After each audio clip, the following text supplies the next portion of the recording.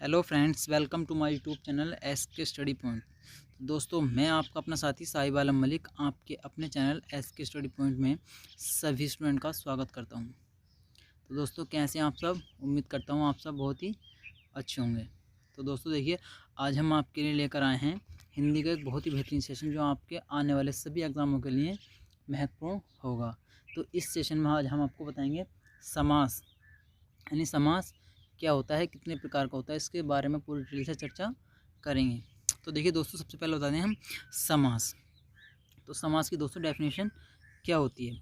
समास दो या दो से अधिक शब्दों के मेल से बने शब्द को समास कहते हैं। क्या होती है? दो या दो से अधिक शब्दों के मेल से बने शब्द को समास कहते हैं। ठीक, अब इसमें पद होते हैं, यानी कि समासिक शब्द या समस्त पद क्या होता है। अब हम जानेंगे इसमें समासिक शब्द या समस्त पद क्या होता है। तो समास विधि से बना शब्द, समास विधि से बना नया शब्द समस्त पद कहलाता है। समास विधि से बना नया शब्द समस्त पद कहलाता है। अब समास विग्रह क्या होता है? तो देखिए दोस्तों, समास विग्रह क्या होता है? समस्त पद का विस्तृत रूप। समास विग्रह क्या होता है? यानी समस्त पद का जो विस्तृत रूप होता है, समस्त पद का विस्तृत रूप समास विग्रह कहलाता है।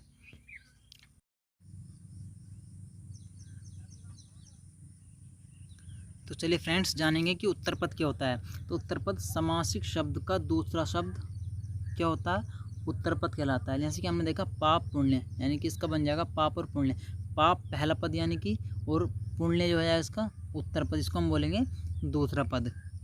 ठीक है, अब इसके बाद देखें हम पूर्व पद क्या होता है। पूर्व पद यहाँ हमने बताया पाप और पुण्य, यानी कि समासिक शब्द का पहला शब्द क्या होगा? वो पूर्व पद होगा, यानी कि पाप को हम कह दें तो प्रथम शब्द हो जाएगा और पुण्य उत्तर पद हो जाएगा।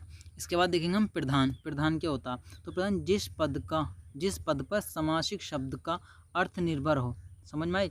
जिस पद पर समासिक शब्द का अर्थ निर्भर हो वही क्या कहलाता? हमारा प्रधान कहलाता है। इसके बाद देखेंगे कि अप्रधान क्या होता?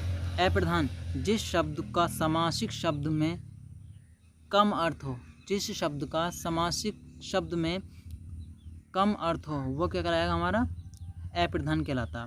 ठीक है फ्रेंड्स, अब हम इसके बाद जानेंगे कि समास कितने प्रकार का होता है और समास के कितने भेद होते हैं। तो देखिए फ्रेंड्स, समास के भेद होते हैं हमारे 6। कभी भी आपसे क्वेश्चन पूछे कि समास कितने प्रकार का होता है, तो समास होता है हमारा 6 प्रकार का। लेकिन कभी कभी पूछ लेता है एग्जाम में कि समास के मुख्य भेद कितने होते हैं। तो फ्रेंड्स, हमको पता समास के मुख्य भेद कितने होते हैं? 4 होते हैं। वो कौन कौन से होते हैं? पहला होता है हमारा अव्ययीभाव समास, दूसरा होता है हमारा द्वंद्व समास, तीसरा होता है हमारा बहुव्रीहि समास, और चौथा होता है हमारा तत्पुरुष समास। अब कुल 6 कैसे होते हैं? जब हमने मुख्य इसके 4 पढ़े हैं तो कुल 6 कैसे हो जाते हैं? तो उसमें हमने लिखा यहाँ पर कुल 6 भेद होते हैं। तो तत्पुरुष समास की 2 भेद और निकल कर आते हैं। एक होता हमारा द्विगु समास और दूसरा होता हमारा कर्मधारय समास। ठीक फ्रेंड्स, कौन सा? कर्मधारय समास। तो समास के भेद कितने होते हैं? 6 होते हैं। समास के मुख्य भेद कितने होते हैं? 4 होते हैं। पहला होता है हमारा अव्ययीभाव समास, दूसरा होता है द्वंद्व समास, तीसरा होता है बहुव्रीहि समास, चौथा होता है हमारा तत्पुरुष समास, और 5वां द्विगु समास, और छठा होता है हमारा कर्मधारय समास। चलिए फ्रेंड्स, अब हम एक एक चीज़ को अच्छे से जानते हैं। पहले देखें हम अव्ययीभाव समास। अव्ययीभाव समास के बारे में जानते हैं कि ये कैसे होता है और क्या होता है। तो देखो अव्ययीभाव समास की डेफिनेशन दोस्तों सबसे पहले देखेंगे हम क्या होती है। अव्ययीभाव समास, इसमें लिखा है कि पहला पद प्रधान और दूसरा पद संज्ञा। पहला पद प्रधान और दूसरा पद संज्ञा हो तो वह अव्ययीभाव समास होता है। तो वहाँ अव्ययीभाव समास होता है। क्या पहचान करेंगे हम अव्ययीभाव समास की? पहला पद प्रधान होगा और दूसरा पद संज्ञा। ठीक फ्रेंड्स, हो तो वहाँ अव्ययीभाव समास होता है। जैसे कि हमने एग्जाम्पल देखा पहला, यथा विधि। क्या देखा? यथा विधि, यानी कि विधि के अनुसार। विधि के अनुसार, तो पहला पद क्या है इसमें? प्रधान और दूसरा पद संज्ञा। इसके बाद क्या है? यथाशक्ति। यथा यानी कि यथा शक्ति, शक्ति के अनुसार क्या हो जाएगा? शक्ति के अनुसार। सह परिवार, सह परिवार, परिवार के साथ, सह परिवार, परिवार के साथ। तो देखिए दोस्तों जैसे कि हमको इसमें ज़्यादा शब्द कैसे मिलेंगे, यथा, विधि, अति, प्रति, ये ऐसे शब्द इसमें मिलेंगे हम किसमें, अव्ययभाव समास में। इसके बाद देखें हम अगला एग्जाम्पल क्या है। अगला एग्जाम्पल है प्रतिदिन। तो प्रतिदिन, प्रतिदिन का क्या हो जाएगा फ्रेंड्स, प्रति एक दिन। प्रतिदिन का क्या हो जाएगा, समास विग्रह प्रति एक दिन। इसके बाद है बेखौफ। बेखौफ का क्या हो जाएगा समास विग्रह, बिना डर के। क्या हो जाएगा, बिना डर के। इसके बाद है हमारा आजीवन। आजीवन का जो समास विग्रह हो जाएगा वो हो जाएगा जीवन भर तक। जीवन भर तक या जीवन भर। ठीक है फ्रेंड्स। अब समास देख, समास जिस समस्त पद के दोनों पद प्रधान हो वहाँ द्वंद्व समास होता है। ये क्या हमारा द्वंद्व समास, यहाँ पे लिख लें क्या, द्वंद्व समास। कौन सा, द्वंद्व समास फ्रेंड्स, ये क्या हमारा द्वंद्व समास। ठीक है, तो यहाँ पे लिख लेंगे हम द्वंद्व समास। जिस समस्त पद के दोनों पद प्रधान हो वहाँ द्वंद्व समास होते हैं। अब दोनों पद प्रधान कैसे होंगे, यानी कि दोनों ही पदों का अर्थ वहाँ पर निकलेगा, वो मेन रोल अपना दोनों ही रखेंगे। ठीक है, इसमें लिखा मैं जिस समस्त पद के दोनों पद प्रधान हो वहाँ द्वंद्व समास होता है। जैसा अब एग्जाम्पल देखेंगे हम, शुरू में मैंने आपको एक एग्जाम्पल बताया था पाप और पुण्य का, तो इसी के वो द्वंद्व समास के एग्जाम्पल हैं। जैसे पहला एग्जाम्पल हमारा पाप पुण्य, तो हो जाएगा पाप और पुण्य। पाप ये भी अपने आप में मेन रोल रखेगा, प्रधान पद है, और दूसरा क्या, पुण्य। पुण्य भी क्या है, इसमें प्रधान पद होगा। इसके बाद है भला बुरा, भला और बुरा, समास विग्रह क्या हो जाएगा, भला और बुरा। इसके बाद है रात दिन, तो हो जाएगा रात और दिन। इसकी पहचान है द्वंद्व समास की, जहाँ भी जिन शब्दों के बीच आपको योजक चिन्ह लगा हुआ मिलेगा, जिन शब्दों के बीच योजक चिन्ह लगा हुआ मिलेगा वहाँ पर हमारा क्या होगा, द्वंद्व समास होगा। और जब हम इन शब्दों का समास विग्रह करेंगे तो योजक चिन्ह के स्थान पर क्या आएगा, और। क्या आएगा, और। जैसे कि रात दिन, रात और दिन। माता पिता, माता और पिता। राजा रंक, राजा और रंक। भला बुरा, भला और बुरा। धर्म, धर्मा धर्म, धर्म और धर्म। अब जैसे देखो कुछ अपवादी में इसमें, जैसे हमने पहला शब्द देखा है धर्मा धर्म। आप कहोगे सर आपने तो ये बताया था कि जिन शब्दों के बीच में योजक चिन्ह लगा हुआ मिलेगा कि वही शब्द द्वंद्व समास होगा। तो देखिए फ्रेंड्स, देखिए दोस्तों, मेरे प्यारे बच्चों, देखिए धर्मा धर्म, यहाँ पर हमको योजक चिन्ह लगा हुआ नहीं मिला, लेकिन फिर भी क्या है, द्वंद्व समास का उदाहरण है। क्यों, क्योंकि अब हम इसको तोड़ कर देख लेंगे। क्या हो जाएगा, धर्म और अधर्म। धर्म अधर्म क्या हो जाएगा, धर्मा धर्म, तो ये हो जाएगा धर्म और अधर्म। तो योजक चिन्ह यानी कि और आगे इसमें क्या हो जाएगा, धर्म और अधर्म। दोनों ही शब्द क्या होंगे, प्रधान होंगे, यही बात हमें ध्यान रखनी है। चलिए देखते हैं इसके कुछ और उदाहरण। एक उदाहरण इसका फ्रेंड्स क्या है, वो दाल और रोटी। दाल रोटी, तो इसका क्या हो जाएगा, दाल और रोटी। ठीक है, यहाँ पर दोनों ही अपने आप में मेन रोल रखेंगे। दाल होगी तभी रोटी खा पाओगे, या फिर रोटी होगी तभी दाल खा पाओगे। ठीक, जैसे कि अब देखो ये दाल रोटी, तो दाल और रोटी दोनों ही अपने आप में प्रधान पद हैं। इसके बाद देखते हैं नेक्स्ट समास हमारा कौन सा होगा। इसके बाद है दोस्तों तीसरा बहुब्रीहि समास। बहुब्रीहि समास जो आपके एग्जाम में सबसे ज़्यादा पूछा जाता है। ठीक है, और अपने आप में एक अलग ही रोल पैदा करता है ये समास के अंदर। तो देखिए बहुब्रीहि समास, जिस समस्त पद में कोई भी पद प्रधान नहीं होता। देखो एक नई बात क्या है इसमें, ये समास तो होता है लेकिन इस समस्त पद में इसका जो समासिक पद होता है, समस्त पद होता है, उसमें कोई भी पद प्रधान नहीं होता, कोई तीसरा ही अपने आप में प्रधान बनकर आता है। देखो ऐसा आ गया है, और दोनों पद मिलकर किसी तीसरे पद का निर्माण करते हैं। कोई पद प्रधान नहीं होता लेकिन दोनों ही पद क्या होगा, मिलेंगे और अगले एक तीसरे पद का निर्माण कर देंगे। जैसा हम एग्जाम्पल के जरिए इसको समझेंगे। पहला है दशानन। भाई समस्त पद क्या है, दशानन। अब ये इसको हम समास विग्रह यदि करते हैं तो क्या हो जाएगा, 10 हैं आनंद जिसके। तो फ्रेंड्स 10 आनंद किसके होंगे, किसके, रावण के। 10 हैं आनंद जिसके अर्थात रावण। तो एक तीसरा नए पद निकले इसमें, क्या, रावण। तो वही इसकी डेफिनेशन में बताया गया है कि जिस समस्त पद में कोई भी पद प्रधान नहीं होता, जिस समस्त पद में कोई भी पद प्रधान नहीं होता और दोनों पद मिलकर किसी तीसरे पद का निर्माण करते हैं, वहीं पर हमारा बहुब्रीहि समास होता है। जैसे हमने एक एग्जाम्पल आपको बताया, दशानन, 10 हैं आनंद जिसके अर्थात रावण। तो तीसरा पद क्या मिला यहाँ पर हमको, रावण। तो जहाँ भी तीसरे पद का निर्माण होगा वहाँ पर कौन सा होगा, हमारा एक बहुब्रीहि समास होगा। एक और एग्जाम्पल देखेंगे इसका, गजानन। गज और आनंद जिसका, गज जैसा आनंद जिसका। गजानन, गज आनंद जैसा, गज जैसा आनंद जिसका। गज जैसा आनन जिसका अर्थात गणेश। तो गज के समान जिसका आनन होगा भाई, सिर होगा, तो वो क्या होगा, गणेश। ठीक है, इसके बाद देखेंगे हम चक्रधर। तो चक्र धारण करे हुए है जो, चक्रधर का क्या हो जाएगा, इसका चक्रधर का अगर हम समास विग्रह करेंगे तो हो जाएगा चक्र धारण करे हुए है जो, अर्थात श्री कृष्ण। क्या हो जाएगा फ्रेंड्स, अर्थात श्री कृष्ण। जैसे हमने आपको बताया चक्रधर, चक्र धारण करे हुए है जो, अर्थात श्री कृष्ण। तो तीसरा शब्द यहाँ पर क्या मिला हमको, श्री कृष्ण। इसके बाद है जलज, जल में उत्पन्न होता है जो, जल में उत्पन्न होता है जो, अर्थात कमल। भाई जलज कमल का ही तो पर्यायवाची है, और जब हमने जलज का समास विग्रह किया तो हमने क्या, जल में उत्पन्न होता है जो, जल में उत्पन्न होता है जो, अर्थात कमल। तीसरा पद हमें क्या मिला, कमल। इसके बाद है पीताम्बर, पीले हैं जिसके वस्त्र, अर्थात ब्रह्मा। तीसरा पद क्या मिला हमें यहाँ पर, ब्रह्मा। इसके बाद है चतुर्भुज, चार हैं भुजा जिसकी, अर्थात ब्रह्मा। त्रिनेत्र, त्रिनेत्र तीन नेत्र हैं जिसके, अर्थात शिव, यानी कि तीन आँखें हैं जिसकी, अर्थात शिव। लंबोदर, लंबा है उदर जिसका, लंबा है उदर जिसका, अर्थात गणेश। तो चलिए दोस्तों, अब हम अपने अगले समास की ओर चलते हैं। समास नंबर 4 होगा वो। तो देखिए समास नंबर 4 है आपका तत्पुरुष समास। ठीक फ्रेंड्स, तत्पुरुष समास। तत्पुरुष समास, तत्पुरुष समास में भी हमारे 6 होते हैं। तत्पुरुष समास कितने प्रकार का होते हैं, 6 प्रकार का होता है। जिसमें कि हम देखेंगे पहला तत्पुरुष समास कौन सा होता, तो वो जाएगा हमारा कर्म तत्पुरुष।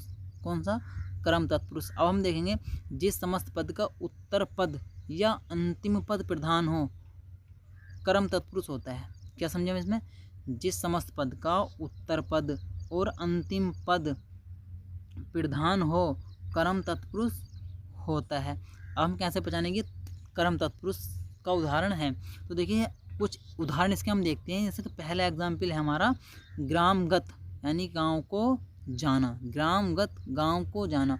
यदि दोस्तों आपने कारक पढ़े होंगे तो कारक के हमारे 8 चिन्ह होते हैं। उन्हीं 8 कारकों में से ये हमारे 6 क्या होते हैं, तत्पुरुष के उदाहरण होते हैं। जैसे कि हमने को, कर्म को, जैसे कर्ता ने कर्म को कर्ण से, ये सारे के सारे लास्ट तक होता है। तो कारक चिन्ह यानी कारक चिन्हों से ही बनते हैं हमारा। तो कर्म तत्पुरुष का क्या चिन्ह, कर्म कारक का क्या चिन्ह होता, को। जैसे ग्रामगत, गांव को जाना, गांव को जाना क्या कारक मिला हमें यहाँ पे, को। तो ये पहचान होगी हमारी कर्म तत्पुरुष का उदाहरण होगा। इसके बाद हम देखेंगे यश प्राप्त, यश को प्राप्त करने वाला। यश प्राप्त, यश को प्राप्त करने वाला। इसके बाद देखेंगे गगनचुंबी, गगनचुंबी यानी कि गगन को छूने वाला। गगन को छूने वाला, यहाँ भी कर्म कारक चिन्ह का प्रयोग हुआ है। इसके बाद देखेंगे चिड़ीमार, चिड़ीमार यानी कि चिड़िया को मारने वाला, यहाँ पर भी कर्म कारक का प्रयोग हुआ है। तो हमने क्या जाना अभी फ्रेंड्स, जितने भी उदाहरणों का हम समास विग्रह करेंगे, जितने भी समस्त पदों का हम समास विग्रह करेंगे, तो जहाँ पर भी हमें कारक चिन्हों का यूज होता हुआ मिलेगा वहाँ पर तत्पुरुष के उदाहरण होंगे, और जहाँ पर को कारक चिन्ह का प्रयोग होगा वो हमारा कर्म तत्पुरुष का उदाहरण होगा। जैसे कि एक और एग्जाम्पल हम इसका देखेंगे, सुख प्राप्त यानी कि सुख को प्राप्त करने वाला। यहाँ पर भी हमारा को कारक चिन्ह का यूज हुआ है, तो यहाँ पर भी क्या होगा, सुख प्राप्त यानी कि सुख को प्राप्त करने वाला। तो कर्म तत्पुरुष का उदाहरण ही होगा। चलिए दोस्तों, अब चलते हैं कर्म तत्पुरुष के बाद तत्पुरुष के दूसरे पर। तो इसका तत्पुरुष का दूसरा कौन सा होता है हमारा, कर्ण तत्पुरुष। तो देखिए दोस्तों, कर्ण तत्पुरुष की विभक्ति क्या होती है। जैसे कि कर्ण तत्पुरुष, तो से या तो कारक चिन्ह से का लोप हो या फिर द्वारा का लोप होगा। जैसे कि हम कुछ एग्जाम्पल के द्वारा इसको समझेंगे। हस्तलिखित, हाथ से लिखा हुआ, कारक चिन्ह क्या मिला हमें यहाँ पर, से कारक चिन्ह किसका उदाहरण होगा, वो कर्ण तत्पुरुष का होगा। हमने क्या देखा इसमें, हस्तलिखित यानी कि हाथ से लिखा हुआ। इसके बाद दूसरा एग्जाम्पल है विष्णुदत्त, विष्णु द्वारा दिया हुआ। विष्णुदत्त, विष्णु द्वारा दिया हुआ। तो द्वारा कारक चिन्ह की विभक्ति यहाँ पर आपको दिखाई दी है। इसके बाद देखें कष्ट साध्य, कष्ट साध्य यानी कि कष्ट से साध्य, यहाँ पे से कारक चिन्ह की विभक्ति हुई है। इसके बाद बैलगाड़ी, बैलों द्वारा खींची जाने वाली गाड़ी। बैलगाड़ी, बैलों द्वारा खींची जाने वाली गाड़ी। इसके बाद कंट का कीर्ण, कंट का कीर्ण कांटों से भरपूर। कंट का कीर्ण क्या होगा दोस्तों, कांटों से भरपूर। इसके बाद हम देखेंगे मुँह मांगा, यानी कि मुँह से मांगा हुआ। मुँह मांगा यानी कि मुँह से मांगा। तो यहाँ पर से कारक चिन्ह की विभक्ति, यहाँ पर से कारक चिन्ह की विभक्ति और यहाँ पर द्वारा कारक चिन्ह की विभक्ति। तो यहाँ पर क्या हो जाएगा हमारे कर्ण तत्पुरुष कारक। इसके बाद चलते हैं आगे, कुछ और एग्जाम्पल देखते हैं इसके। जैसे कि है रस भरा, रस भरा यानी कि रस द्वारा भरा हुआ, रस भरा रस द्वारा भरा हुआ। रोगग्रस्त यानी कि रोग से घिरा हुआ। रोग मुक्त, रोग से मुक्त। भाई रोगग्रस्त यदि है तो रोग से घिरा हुआ यानी कि रोग से ग्रस्त है, और रोग मुक्त आ जाए यहाँ पर तो रोग से मुक्त। इसके बाद हम देखेंगे व्याधिग्रस्त यानी कि बाधा से ग्रस्त। इसके बाद क्या है, व्याधिग्रस्त, तो ये हो जाएगा हमारा बाधा से ग्रस्त। ठीक है दोस्तों, अब चलते हैं अपने अगले समास की ओर। तो अगला समास क्या हमारा, संप्रदान तत्पुरुष। तो देखते दोस्तों संप्रदान तत्पुरुष की विभक्ति क्या होती है। तो संप्रदान तत्पुरुष की विभक्ति होती है हमारी के लिए। क्या, या तो के आ जाए या फिर के लिए आ जाए। अभी तक हमने क्या पढ़े, दो पढ़ लिए, एक तो कर्म और एक पहला पढ़ा हमने कर्म तत्पुरुष। उसके बाद क्या पढ़ा, इसमें हमारा से या द्वारा की विभक्ति होती है, वो था हमारा कर्ण तत्पुरुष। पहला संप्रदान पहला कर्म तत्पुरुष, उसके बाद पढ़ा हमने संप्रदान कर्ण तत्पुरुष। अब पढ़ेंगे नंबर 3 संप्रदान तत्पुरुष। तो संप्रदान तत्पुरुष की जो विभक्ति होगी वो होगी हमारी के लिए, या तो के आ जाए या फिर लिए आ जाए। तो जैसे पहले देखेंगे हम यज्ञशाला, यज्ञ के लिए शाला, के लिए यज्ञ के लिए शाला। विद्यालय, विद्या के लिए आलय, तो क्या कारक चिन्ह की विभक्ति होगी हमारी के लिए। पूरे ये क्या हमारा के लिए। संप्रदान तत्पुरुष की विभक्ति क्या होगी के लिए। ठीक है भाई, तो यज्ञशाला यानी कि यज्ञ के लिए शाला। इसके बाद देखेंगे हम विद्यालय, विद्या के लिए आलय। युद्ध भूमि, युद्ध के लिए भूमि। डाक गाड़ी, डाक के लिए गाड़ी। गौशाला, गाय के लिए शाला। तो यहाँ पर जितने भी के लिए कारक चिन्ह की विभक्ति हो रही है तो वो किसके एग्जाम्पल होंगे फ्रेंड्स, संप्रदान तत्पुरुष के एग्जाम्पल होंगे। गुरु दक्षिणा, गुरु के लिए दक्षिणा। गुरु दक्षिणा, गुरु के लिए दक्षिणा। अब चलते हैं इसके अगले समास की ओर। दोस्तों बहुत सारे एग्जाम्पल इसके, जैसे क्रीड़ा क्षेत्र, क्रीड़ा के लिए क्षेत्र। शिवार्पण, शिव के लिए अर्पण। पुत्र शोक, पुत्र के लिए शोक। माल गोदाम, माल के लिए गोदाम। शिक्षालय, शिक्षा के लिए आलय। राह खर्च, राह के लिए खर्च। चलिए दोस्तों अब देखते हैं इसका नंबर 4। तो नंबर 4 कौन सा होगा हमारा, ये हो जाएगा हमारा अपदान तत्पुरुष। तो अपदान तत्पुरुष का जो होता हमारा वो होता से या अलगाव। अभी दोस्तों हमने इससे पहले पहला पढ़ा कर्म तत्पुरुष, उसके बाद पढ़ा कर्ण तत्पुरुष, उसके बाद पढ़ा संप्रदान। तो जब हमने कर्ण तत्पुरुष पढ़ा था तो वहाँ पर भी हमें से की विभक्ति हो रही थी, से या द्वारा वहाँ पर हमें मिले थे, लेकिन यहाँ पर भी से मिला, यहाँ पर भी क्या मिला, से। तो इसकी पहचान कैसे करेंगे कि कर्ण तत्पुरुष का उदाहरण है या अपदान तत्पुरुष का उदाहरण है। तो दोस्तों इसकी पहचान ये होगी जहाँ भी कोई चीज़ किसी दूसरी चीज़ से अलग हो रही होगी, जैसे कि कोई भी चीज़ किसी चीज़ से अलग हो रही होगी। यानी पेड़ से पत्ता गिरा, यानी कि पेड़ से पत्ता गिर यानी पेड़ से अलग हो गया, तो वो क्या हो गया हमारा अपदान मांगा। जहाँ भी हम अलगाव वाली चीज़ होगी, यहाँ पर चलो कोई चीज़ किसी दूसरे से अलग हो रही होगी, वहाँ पर क्या होगा हमारा अपदान तत्पुरुष। ठीक है, अच्छे समझ में आ गया होगा। तो देखते हैं हम धनहीन यानी कि धन से हीन। यहाँ पर पहला एग्जाम्पल हमारा धनहीन यानी कि धन से हीन। से यहाँ पर भी आया और से कर्ण तत्पुरुष में आया, लेकिन यहाँ से जब से आ रहा है यानी कि धन से हीन, तो कोई भी व्यक्ति है वो धन से क्या हो रहा, अलग हो रहा, धन से हीन यानी कि उसके बाद धन की कमी आ रही है। इसके बाद है गुणहीन यानी कि गुण से हीन। इसके बाद क्या है जन्मांध यानी कि जन्म से अंधा। जन्मांध यानी कि जन्म से अंधा, यानी कि उसके पास जन्म से ही आंखें नहीं हैं। दोषयुक्त, दोष मुक्त, दोष युक्त नहीं फ्रेंड्स, ये क्या है दोष मुक्त यानी कि दोष से मुक्त। दोष मुक्त, दोष से मुक्त। ऋण मुक्त, ऋण से मुक्त। इसके बाद और एग्जाम्पल लेंगे इसके 2-4। बंधन मुक्त, बंधन मुक्त, बंधन मुक्त यानी कि बंधन से मुक्त। बंधन मुक्त यानी कि बंधन से मुक्त। ग्रह विहीन, ग्रह से विहीन। पथ भ्रष्ट, पथ से भ्रष्ट। बलहीन, बल से हीन। लोकोत्तर, लोक से वात, लोक से वात। लोकोत्तर यानी कि लोक से वात। इसके बाद है कर्म विमुख यानी कि कर्म से विमुख। तो देखिए दोस्तों, अभी तक हमने 4 समास के उदाहरण, तत्पुरुष समास के उदाहरण पढ़े। पहला पढ़ा कर्म तत्पुरुष, कर्म की विभक्ति क्या थी, को। उसके बाद पढ़ा हमने कर्ण तत्पुरुष, कर्ण तत्पुरुष की विभक्ति क्या थी, से और द्वारा। उसके बाद पढ़ा हमने संप्रदान, संप्रदान की क्या थी, के लिए। अब फिर उसके बाद पढ़ा हमने क्या, अपदान, और अपदान की क्या है, से। अपदान की से अपदान के लिए क्या पहचान होगी, से कर्ण की भी है और अपदान की भी। जहाँ भी कोई चीज़ अलगाव वाली बात आ गई तो वहाँ पर क्या होगा हमारा, अपदान। इसके बाद देखें नंबर 5, 5 में तत्पुरुष उदाहरण समास कौन सा है, तो संबंध तत्पुरुष। 5 में क्या है, संबंध तत्पुरुष। तो यहाँ पर किन कारक चिन्हों की विभक्ति होगी वो हम आपको बताएंगे। जैसे कि का, की, के, रा, री, रे। का, की, के, रा, री, रे। क्या हो जाएगा दोस्तों, का, की, के, रा, री, रे। जहाँ भी कारक चिन्हों की विभक्ति होगी वहाँ पर संबंध तत्पुरुष हो जाएगा। इसके बाद देखेंगे हम अमृत धारा, इसी का उदाहरण है संबंध तत्पुरुष का, अमृत धारा यानी कि अमृत की धारा। की कारक चिन्ह की यहाँ पर विभक्ति हुई है तो इसीलिए संबंध तत्पुरुष होगा ये। इसके बाद है चर्म रोग, चर्म का रोग। मृत्यु दंड, मृत्यु का दंड। मंत्री परिषद, मंत्रियों की परिषद। मंत्री परिषद क्या होती है भाई, मंत्रियों की तो परिषद होती है, वहाँ पर मंत्रियों की तो बैठक लगती है, इसीलिए क्या है, संबंध तत्पुरुष है, वहाँ पर मंत्रियों की परिषद। हिमालय, हिम का आलय यानी कि हिम का घर यानी कि बर्फ का घर, तो ये भी क्या हमारा संबंध तत्पुरुष। सेना नायक, सेना का नायक, सेना नायक, सेना का नायक। राजकुमार, राजा का कुमार। चलिए दोस्तों हम देखते हैं लास्ट तत्पुरुष समास हमारा लास्ट तत्पुरुष का उदाहरण कौन सा होगा, 6 तत्पुरुष समास का उदाहरण नंबर 6 देखेंगे, अधिकरण तत्पुरुष।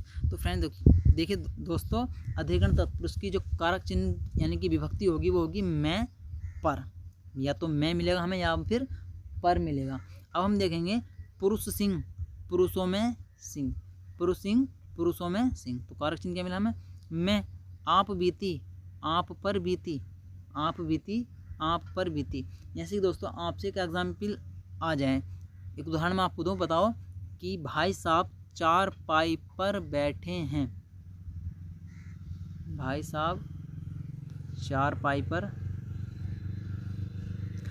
बैठे हैं। यदि यहाँ पर क्या हमारा पर, और जहाँ भी जिस वाक्य में पर आ जाए या मैं आ जाए कारक चिन्ह तो वहाँ पर अधिकरण तत्पुरुष होगा। ठीक है, इसके बाद देखें हम क्या दोस्तों, कला निपुण, कला निपुण यानी कि कला से निपुण, कला निपुण, कला में निपुण, कला निपुण, कला में निपुण। इसके बाद वनवास, वन में वास। कवि श्रेष्ठ यानी कि कवियों में श्रेष्ठ, कवि श्रेष्ठ, कवियों में श्रेष्ठ। नरोत्तम, नरों में उत्तम, नरोत्तम, नरों में उत्तम।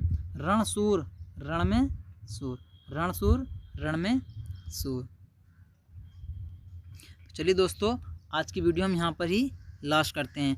तो दोस्तों अभी आपके 2 समास और बचे हैं, कौन कौन से, एक तो द्विगु समास और एक बचा हमारा द्विगु समास और एक बचा कर्मधारय समास।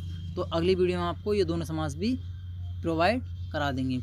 तो चलिए दोस्तों, यदि आपको हमारी वीडियो अच्छी लगी हो तो वीडियो को लाइक करें, ज़्यादा से ज़्यादा शेयर करें, पास में ज़्यादा से ज़्यादा शेयर करें। दोस्तों आप हमारे चैनल से पहली बार विजिट कर रहे हों, चैनल को सब्सक्राइब करें और पास में बेल आइकन को प्रेस करें ताकि हमारे आने वाली सभी वीडियो का नोटिफिकेशन आप तक